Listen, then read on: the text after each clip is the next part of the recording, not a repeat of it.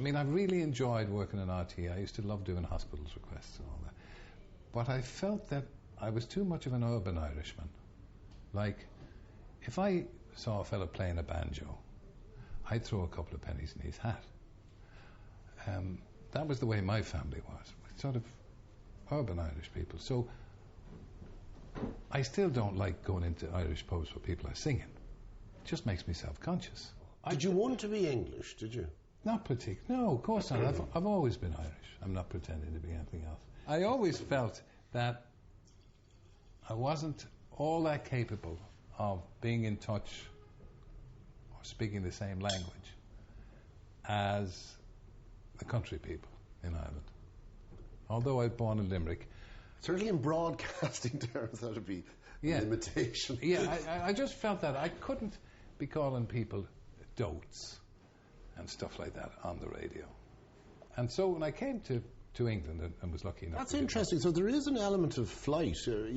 Yeah, I just felt I'd gone as far at that particular time in RTE. As an urbanite could. And also, you know, Gay was the man, and he was there. It's a small television station. There's only room, really, for one major person. You could introduce the odd show, but you weren't going to get the major shows. And so it should be. He was the one with the experience. He was the one who did it better than anybody else. It's 2 minutes to 8 o'clock, and what about... From the start, Terry's informal and apparently improvised style of presentation appealed to British audiences. Isn't that good? Listen, lads, don't panic. Look, I'll tell you what we'll do. No, will you talk amongst yourselves, listeners, for just a moment, and I'll see if I can get this on the other turntable. That's the only one that's working at the moment. 2, 3, 4. It's live radio anyway. I suppose that's about the most you can say for it. Hang on, that's at the wrong speed too. Now, I found an enormous freedom. I didn't have to write a script for anybody. I just had a running order of music, and then it was up to me to make it up as I went along. Were you certain of your skill, of your talent, of your appeal, and how it would work in the UK? No. I don't remember being certain of it, but I don't remember doubting it either. What did you think you had? I didn't know what I had. I still don't. You shouldn't inspect yourself to the extent that... That's very Jesuit. Well, you shouldn't. That's why I don't watch myself on television or listen to myself on the radio. Never? Never. You mustn't do that, because it's going to make you either narcissistic or excessively self-conscious. Tarzan let out one of his famous cries. Oh! The big TV breakthrough came with a daft game show called Blankety Blank, which in Wogan's hands became a smash hit. Oh, shut up. This success led to his own chat show, which ran throughout the 1980s and made Wogan a major TV star. One of its highlights was the encounter between Terry and Mel Brooks. We don't say century, we say centre. C-E-N-T-E-R. You say century, C-E-N-T-R-E. What about lever? Lever. All right. What about composite, schmuck? It's composite. What about aluminium?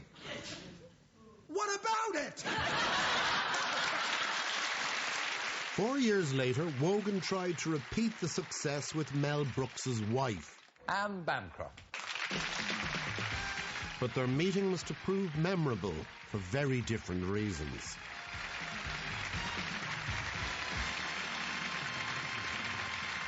I think Americans don't really do live television through her as an actress. Do you do any of this stuff in America? I mean, do you ever do a talk show? No. Are you glad you did this one? No.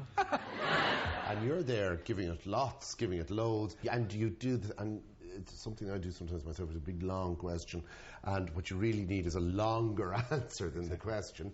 And she goes, no.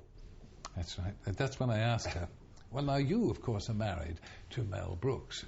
I had the pleasure of interviewing your husband, Mel Brooks, about 4 years ago. And he told me that I had to talk to you. And you, of course, are a splendid actress. You've had an enormous amount of success. One thinks of The Graduate and other extraordinarily successful movies. And do you and Mel, would you get together and even talk about making movies, about acting? And she said... I mean, is he a help to you? No. You Not don't at all. inspire each other at all? No. We barely see each other, to tell you the truth. Really? Yeah. That's not good, is it? Well, it is. Yeah, at times it's good, you know.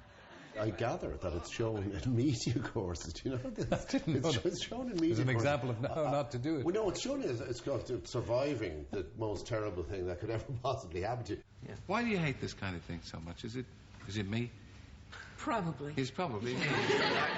When you get somebody who won't or can't speak, your questions get longer. And of course, critics and reviewers jump your bones because they say, well, why are you talking so much? You're talking so much because the person you're talking to won't speak. With IRA bombs exploding in British cities during the 1970s and 80s, it was sometimes difficult to be Irish in the UK. Through all the atrocities, Wogan ensured that a recognisable Irish voice remained at the heart of British broadcasting. You had to go to work on the BBC With an Irish voice. Hello, how are you all there? Good morning.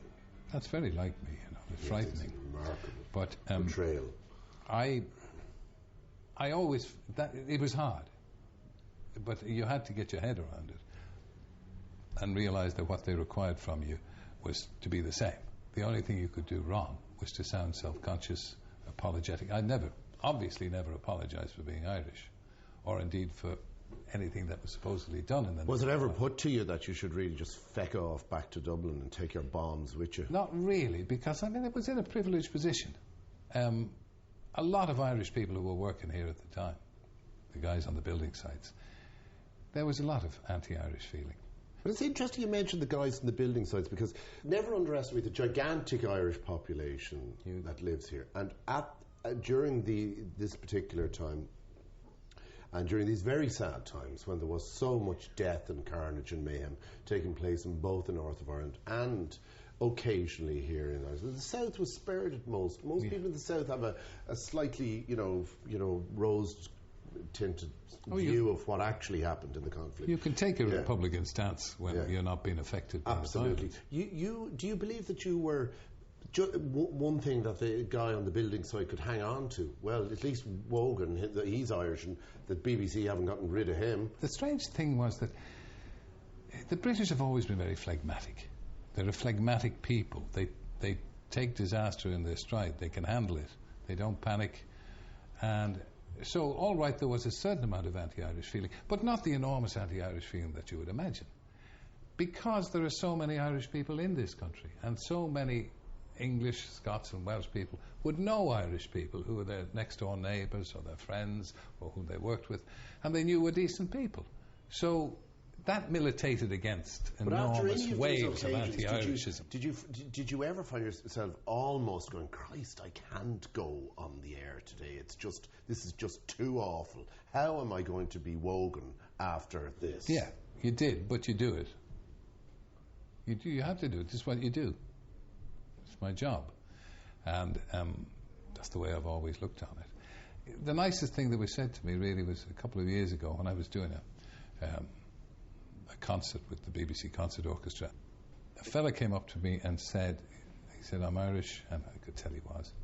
And he said, thank you for all that you did during those terrible times, which is moving and makes it kind of worthwhile.